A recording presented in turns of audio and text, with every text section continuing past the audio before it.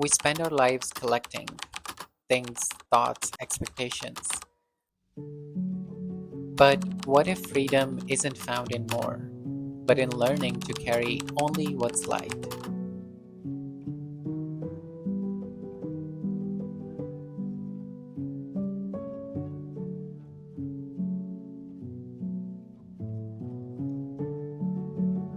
When I first stumbled upon minimalism, I pictured stark white walls, empty shelves, and a life stripped down to the bare essentials, almost like living in a showroom. I thought it meant owning nothing, decluttering constantly, or giving up all the things that brought comfort.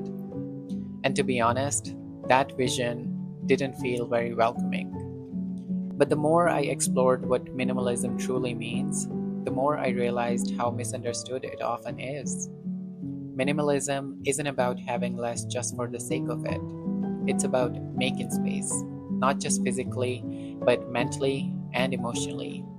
It's about designing a life that doesn't leave you feeling drained, scattered, or cluttered, but the one that actually places ease, clarity, and purpose into your everyday. And that realization was like a quiet homecoming because it aligned so perfectly with something I've always felt drawn to: the slow, intentional way of living that I share on this channel, where we savor, not rush, where we choose, not chase, and where we create space for things that actually matter. So today, I want to gently walk you through 6 minimalist habits that have helped me reduce the noise in my life and find more peace. Habits I return to again and again whenever I feel overwhelmed or untethered. These aren't about perfection, they're not rules written in stone. They're soft invitations to pause, to reflect, and maybe to let go of just one thing that doesn't serve you anymore.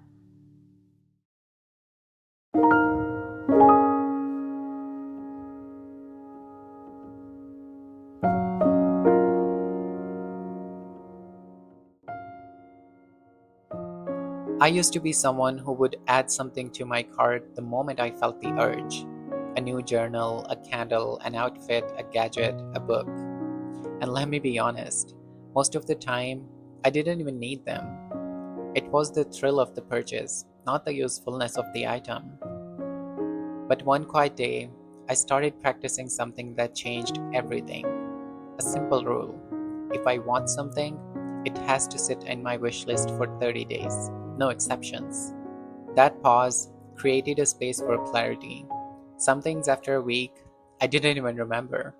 Others, after a month, still felt meaningful. And those were the things I allowed myself to buy. This habit didn't just save me money, it saved me from the guilt and clutter of impulsive choices. It reminded me that craving something and needing something are two very different things. So now, before anything enters my life, it has to earn its place. And that makes every item I own feel like a conscious companion and not a burden.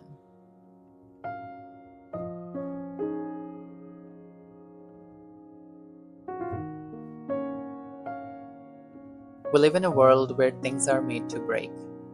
From appliances to shoes, everything seems just durable enough to survive one season, one wash, one use, before it begins to fall apart. And in that cycle, we have been tricked into replacing instead of respecting. That's why I follow this rule: choosing what lasts. This doesn't mean buying the most expensive things. It means buying the right thing, the one made with care, with longevity in mind.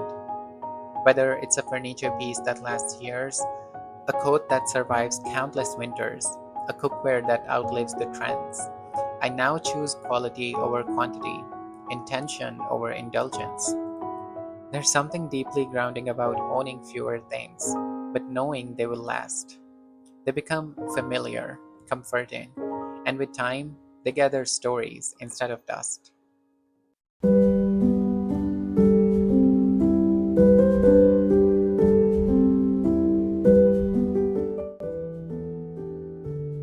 Fast fashion has made it so tempting to keep adding more and more to our wardrobes. New trends show up with every scroll, and it's so easy to feel like we're always behind, always lacking, always in need of a little refresh. But here's what I do now. I never buy separate clothes for lounging or PJs anymore.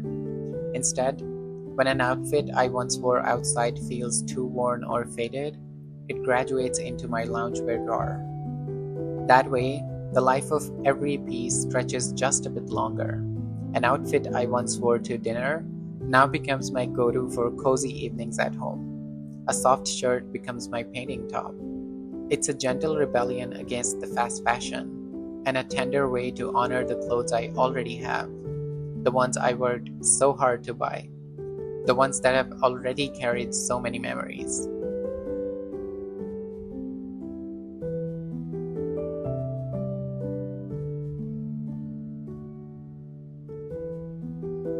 There was a time when food delivery apps were my comfort crutch. A long day? Order in. Feeling uninspired? Order in. Don't want to clean the dishes? You know the drill. But somewhere along the way, I realized this habit was quietly draining me, not just financially, but energetically. It made me feel lazy, disconnected, and wasteful. So I gave myself a soft structure. I can only order food once every 2 weeks. And if I truly cannot resist, I keep it to weekends only. These little boundaries give me a sense of rhythm again. They made the act of ordering food feel like a treat and not a routine. Even better, it inspired me to cook more, to try recipes I once saved and forgot, to play my favorite music while stirring the pot, to fall back in love with the ritual of feeding myself with care.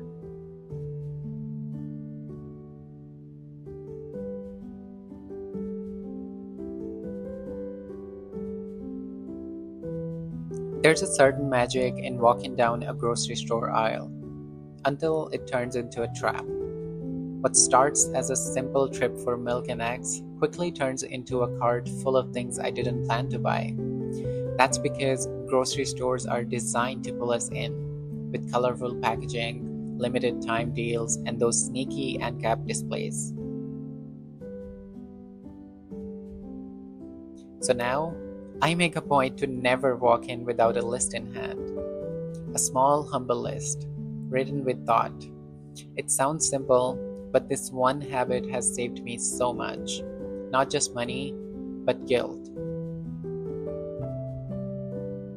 No more spoiled fruits in the fridge. No more unopened packages in the pantry. Just the things I actually need. Nothing more or nothing less.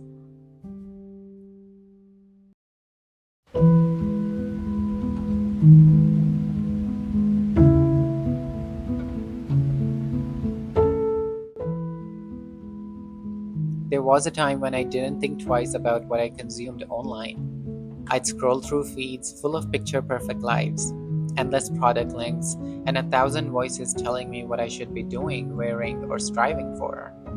And slowly, without even realizing it, I began to feel less content with my own quiet life. That's when I started treating my digital space the same way I treat my physical one, with care, with boundaries, and with intention. Now, I often curate my social media like a calming playlist. If it doesn't bring peace, softness, or inspiration, I let it go. I follow fewer accounts, mute what feels heavy, and make space for creators who uplift rather than overwhelm. Because just like clutter on a shelf, digital clutter can drain your energy quietly and consistently. And in a world constantly demanding your attention, choosing what you consume is one of the most powerful minimalist habits you can embrace.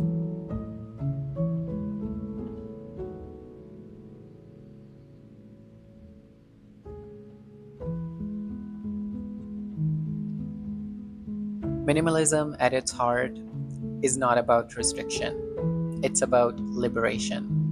It's about cutting through the noise and finding what truly supports your well being. So, if any part of this resonated with you, I invite you to try one of these habits. See how it feels to pause before you purchase, to let go of something, to breathe a little deeper. You don't have to own less to live more intentionally. You just have to choose what matters and gently let go of the rest. If this video spoke to you, I'd love for you to stay and subscribe.